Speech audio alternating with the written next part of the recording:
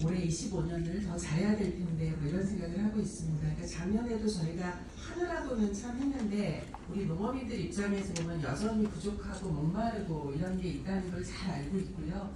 그 부분을 해소하기 위해서 올해 조금 더 열심히 뛰겠다라는 말씀드리겠습니다. 그래서 오늘 이 자리는 저희들이 이제 작년의 성과도 분석하고 부족한 점도 걸러내고 해서 올해 좀 이렇게 나아가 봅시다라는 업무 계획을 보고를 드리는 자리고요. 이 업무 계획은 저희들이 수립을 했지만 뭐 이게 이렇게 무조건 하겠습니다라는 게 아니라 오늘 여러 분야에 오신 분들의 말씀을 들어서 어떤 부분은 조금 더 보완하고 어떤 부분은 수정하고 이렇게 해서 계속 소통하면서 만들어 나가는 계획이다 이렇게 생각해 주시면 좋겠습니다. 그래서 이전에는 정부에서 업무 계획을 수립을 하면 그냥 발표하고 이제 이렇게 하는 경우가 많았어요. 근데 제가 이런 자리를 좀 한번 가져보자라고 한 이유 속에는 우리가 부족한 점이 있을 수 있으니 그 부분을 계속 수정하면서 좀 더 나은 계획 그리고 실행하면서 바꿔가는 그런 발전적인 계획으로 해야 한다라는 취지에서 오늘 이런 자리를 만들었으니까요. 여러 의미로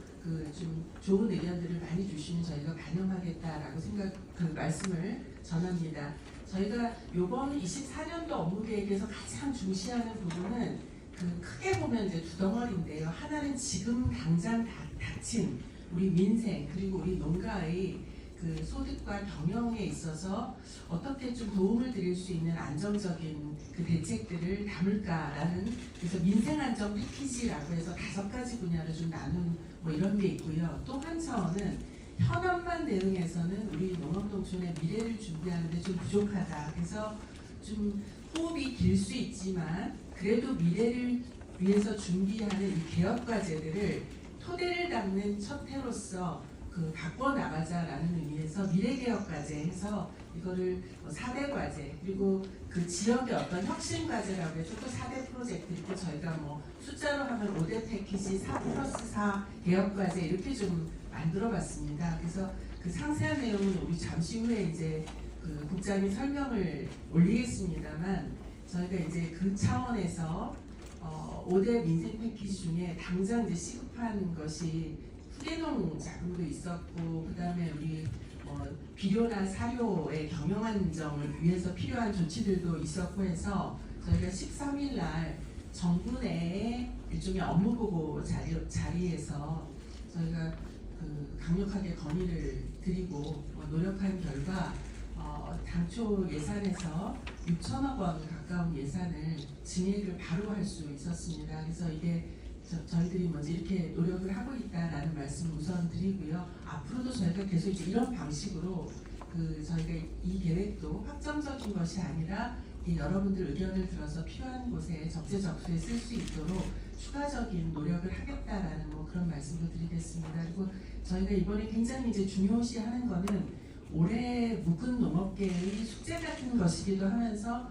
지금 어떤 전환에 물꼬를 트지 않으면 계속 이 수레바퀴가 그냥 흘러가기 때문에 좀 우리가 물꼬를 바꾸는 작업을 하자라는 의미에서 개혁과제를 던진 것들이 있습니다.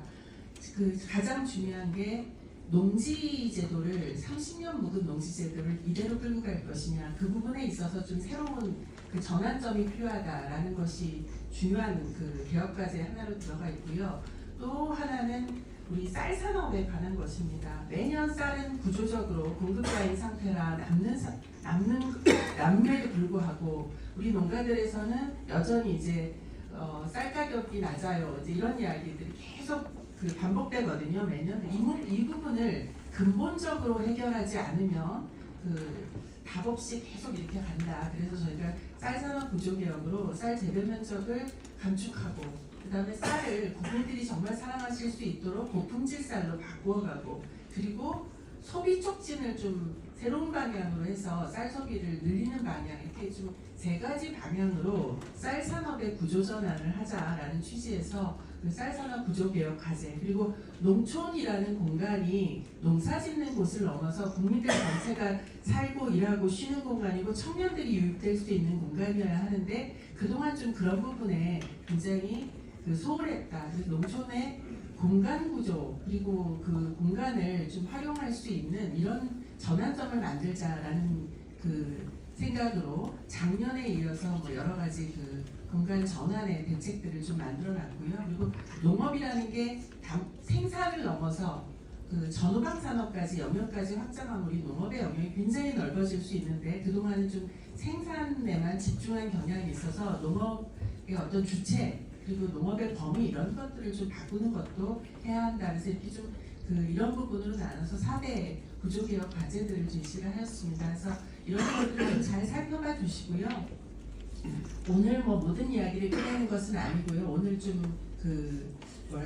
첫 논의를 시작해 주시고 저희가 이건 분야별로 나눠서 2월 달에도 계속 그 의견을 좀 듣도록 하겠습니다. 실행도 하면서 의견도 계속 들어가는 뭐 이런 방식으로 좀 더 능동적으로 일하고 적극적으로 일하고 성과를 낼 수 있도록 조기에 성과를 낼 수 있도록 그렇게 하겠습니다. 그래서 다들 어려우신 여건일 겁니다. 특히 올해는 그 미국의 신행정부가 또 새로 들어왔고 그래서 글로벌 통상환경도 변화할 가능성이 매우 높고요. 지금 또 고환율인데다가 이제 기후 변화도 더 심화될 것이다. 그래서 우리 농업계로서는 힘든 일들이 많이 예상이 되는 한 해입니다만 우리 모두가 그동안 그랬던 것처럼 더 열심히 서로 협력하면서 이 문제를 해결할 수 있도록 노력을 한다면 저는 못할 것도 없다고 생각하고 오히려 우리가 이 위기를 기회로 전환할 수 있는 가능성이 매우 높다라고 생각을 합니다. 여러분들의 지속적인 협력 그리고 채찍질 그리고 칭찬 다 기대합니다. 정부는 그 어느 때보다 더 비상한 각오로 최선을 다해 노력하겠습니다. 고맙습니다.